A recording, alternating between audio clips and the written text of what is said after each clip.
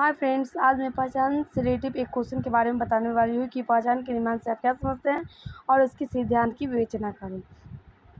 तो फ्रेंड्स, आप समझ सकते हैं कि पहचान से रिलेटिव एक क्वेश्चन से है, तो उसी से रिलेटिव बताने वाली हूँ। तो पहचान का अर्थ दिया हुआ है और मैं जैसे कि कोई क्वेश्चन आंसर लिखना होगा तो पहले आपका मन होगा तो पहचान का इंट्रोडक्शन लिखना पड़ता है। तो मैं एक पेज में इसका इंट्रोडक्शन लिखी हूँ, तो वही दिखाने वाली हूँ। और हालांकि फ्रेंड्स, पहचान का अर्थ और इंट्रोडक्शन लमसम एक ही जैसे होते हैं, तो मैं पहचान का इंट्रोडक्शन लिखी हूँ, सो इसके बारे में दिखा रही हूँ फ्रेंड्स।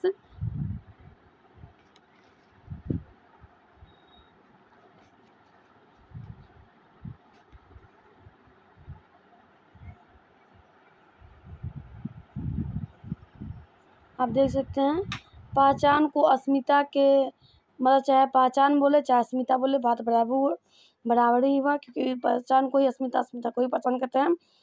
तो इसमें मैं इंट्रोडक्शन लिखी हूँ, और जैसे कि मैं बताई हूँ कि इंट्रोडक्शन और अर्थ में थोड़ा ही डिफरेंट आता है, मतलब एक ही जैसा था।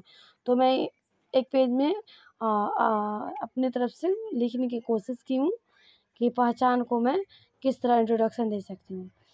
तो हम जानते हैं कि वर्तमान समय की शिक्षा प्रणाली बाल केंद्रित शिक्षा प्रणाली है, अतः ऐसे में व्यक्तिगत पहचान अत्यंत जरूरी है। क्योंकि फ्रेंड्स, अगर पहचान नहीं होगी तो फिर कैसे पता चलेगा कि हम कौन हैं, आप कौन हैं। अगर कुछ भी, अगर हम समाज में रह रहे हैं, चाहे स्कूल कॉलेज में जा रहे हैं, तो पहचान के माध्यम से ही जा रहे हैं। अगर पहचान नहीं रहेगा तो फिर कैसे पता कैसे चलेगा कि मैं कौन हूँ, मेरा नाम क्या है, मैं कौन क्लास में पढ़ती हूँ, etc। तो हम पहचान के माध्यम से ही हर एक चीज़ करते हैं। तो हम देखेंगे कि पहचान के माध्यम से क्या क्या जानते हैं। प्राचीन समय में छात्रों की पहचान उसके वर्ग के आधार पर की जाती थी, परंतु वर्तमान के समय में छात्रों की पहचान विभिन्न निर्धारकों के द्वारा की जाने लगी है, ताकि छात्रों को सामान्य शिक्षा, समानता के अधिकार पर शिक्षा, बालकों की सूची के आधार पर शिक्षा, बालकों के आवश्यकता एवं व्यक्ति के आधार पर भी शिक्षा दी जा रही है। पहले जो प्राचीन काल में ना लोगों को उसके वर्ग के आधार पर, उनकी कौन सा जाति है उसके आधार पर पहचाना गया था, लेकिन अब के मतलब वर्तमान समय में शिक्षा के आधार पे, समानता के आधार पर शिक्षा, मतलब जितना भी है उसके आधार पर अब व्यक्ति को पहचान मिलने लगी। हम जानते हैं कि व्यक्तिगत विभिन्नता के कारण संसार में दो व्यक्ति एक जैसा नहीं होते हैं। तो सही बात है कि दो व्यक्ति एक जैसा नहीं होता। आखिर जैसे कि जुड़वा जो होता है वो भी उसका हर एक एक्टिविटी मिलता रहता है, लेकिन कुछ न कुछ उसमें भी एक डिफरेंस होता है। यह एक प्राकृतिक सच्चाई है। हम भी यह जानते हैं कि व्यक्तिगत विभिन्नता के कारण बालकों की शैक्षणिक क्षमता, बुद्धि, व्यक्तित्व, अभिप्रेरणा आदि विभिन्न क्षेत्रों में भिन्नता पाई जाती है। अतः ऐसी अवस्था में छात्रों की व्यक्तिगत पहचान ही उसके व्यक्तिगत शिक्षा के मार्ग को प्रशस्त करती है। इसके बाद है अर्थ। तो पहचान के निर्माण से तात्पर्य यह है कि छात्रों के अंदर निहित व्यक्तिगत से हैं के कारण एक बालक दूसरे बालक से भिन्न होते हैं, और प्रत्येक बालक की अपनी अपनी पहचान होती है। प्रत्येक बालक समाज में मात्र एक प्राणी के रूप एक कोरा कागज की तरह जन्म लेता है। जिस परिवार में वह जन्म लेता है उसकी पहचान उस परिवार के सदस्य के रूप में हो जाती है, और दूसरी पहचान आयु वर्ग से होती है। वो तो सही है फ्रेंड्स। हम जिस परिवार में जन्म लेते हैं उसी पहला पहचान में वही होता है कि मैं किस परिवार से की सदस्य हूँ। और दूसरी है आयु वर्ग के आधार पर। इसके उसके बाद वह अपनी क्षमता का प्रदर्शन कर इस बात का पुष्टि करता है कि वह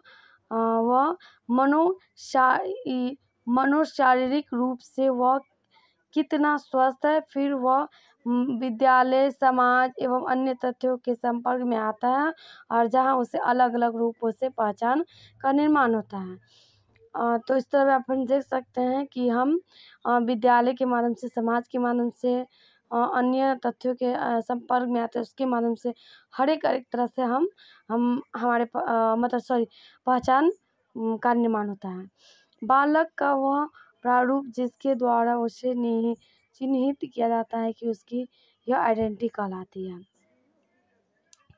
इसका परिभाषा है पार्क जे पॉमर के अनुसार, पहचान एक विकसित मूल है जहां हमारे आनुवंशिक, सांस्कृतिक प्रयोजन और उन लोगों के लिए परवाह है। तो आप फ्रेंड देख सकते हैं पहचान के निर्माण में सिद्धांत। विकास के कई सिद्धांतों को पहचान के निर्माण के पहलू उनमें शामिल किया जाता है।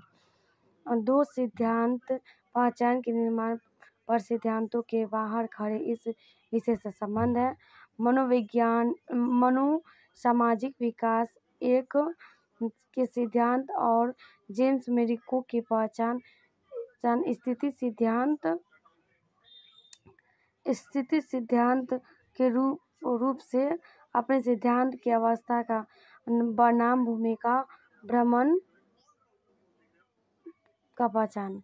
और एरिक्सन का विश्वास है कि प्रत्येक व्यक्ति जीवन में अलग अलग संकट या संघर्ष का अनुभव है।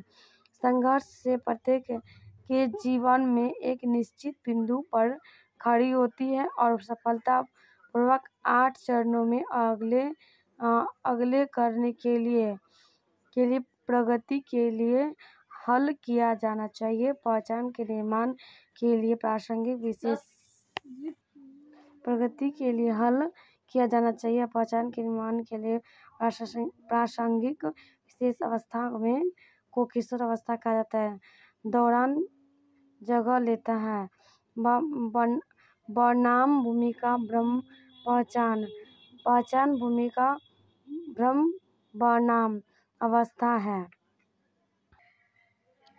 और पहचान उपस्थिति वे एरिक्सन के सिद्धांत अलगाव बनाम अंतराल, जहां वे मजबूती, दोस्ती और अन्य लोगों के साथ साहचर्य की भावना बनाएंगे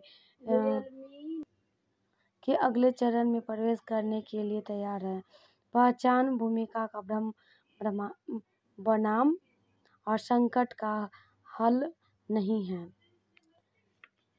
और एरिक एरिक्सन के सिद्धांत के पहचान के निर्माण के जीवन में एक महत्वपूर्ण चरण है। जेम्स मेरिक एक संचारात्मक पहचान के 4 में से एक परिस्थितियों में किशोरों वर्गीकृत करने के लिए डिजाइन किया गया है। पहचान स्थितियों में किशोरों वर्गीकृत करने के लिए डिजाइन किया गया पहचान स्थितियों का वर्णन है और एक किशोरों की पहचान का गठन की प्रक्रिया को इंगित करने के लिए उपयोग किया जाता है। यह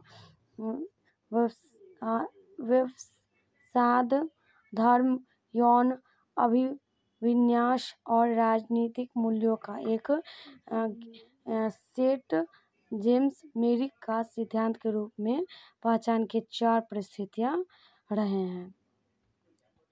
आप लोग देख सकते हैं, एक परिस्थिति यहाँ से है, दूसरा परिस्थिति यहाँ से है, तीसरा परिस्थिति यहाँ से है और चौथा परिस्थिति शायद यही है, दिख नहीं रहा पता। अब आप फ्रेंड्स देख सकते हैं कि पहचान मतलब कि किन किन माध्यमों से पहचान का निर्माण होता है, वो सब पॉइंट दिया हुआ है। जैसे सांस्कृतिक पहचान, जातीय और राष्ट्रीय पहचान, धार्मिक पहचान, इत्यादि तरीकों से पहचान होता है। तो उसी का पॉइंट दिया हुआ है कि क्या क्या चीज़ें पहचान होता है। जैसे सांस्कृतिक पहचान के रूप में समूह या संस्कृति या व्यक्ति की पहचान की है। और सांस्कृतिक पहचान के समान है और साथ मिला हुआ है, लेकिन पहचान की राजनीति का पर्याप्त नहीं है। पहचान के सवाल में स्थानांतरित कर रहे हैं। संस्कृति के आधुनिक और ऐतिहासिक संस्कृति भी अलग अलग पहचान प्रभावित करती है। आधुनिक सांस्कृतिक पहचान के साथ के रूप में व्यक्तियों लेने और सांस्कृतिक पहचान के पोलों को चुन सकते हैं। तो इस तरफ आप देख सकते हैं फ्रेंड्स, 1 2 3 पॉइंट्स हैं। आगे देख सकते हैं कि कक्षा पहचान और वर्ग पहचान। तो मुझे पहचान करने का अलग अलग तरीके से मिला है। तो आप देखें हैं कि पहले भी सांस्कृतिक पहचान जातीय देख सकते हैं कि कक्षा पहचान और वर्ग पहचान था। और आगे भी यह देख सकते हैं कि एक व्यक्ति की अपनी पहचान से ही उसे समूह की या राष्ट्र की पहचान में बदलती है। एक व्यक्ति की पहचान से ही पूरे देश की का प्रतिनिधित्व होता है। तो उसका पॉइंट देख सकते हैं, सांस्कृतिक पहचान, नैतिक पहचान, धार्मिक पहचान, राष्ट्रीय पहचान। इस माध्यमों से व्यक्ति मतलब इन माध्यमों से व्यक्ति का पहचान पूरे देश में भी होने लगता है, चाहे समूह में भी होने लगता है। इस समय होने लगता है फ्रेंड, आप देख सकते हैं। तो आपको कैसा लगे फ्रेंड्स? आप ये भी देख सकते हैं कि पहचान का एक पिक्चर दिया हुआ है। तो आप देख सकते हैं पहचान को 4 भागों में डिवाइड किया गया है। नैतिक पहचान, धार्मिक पहचान, सांस्कृतिक पहचान और राष्ट्रीय पहचान।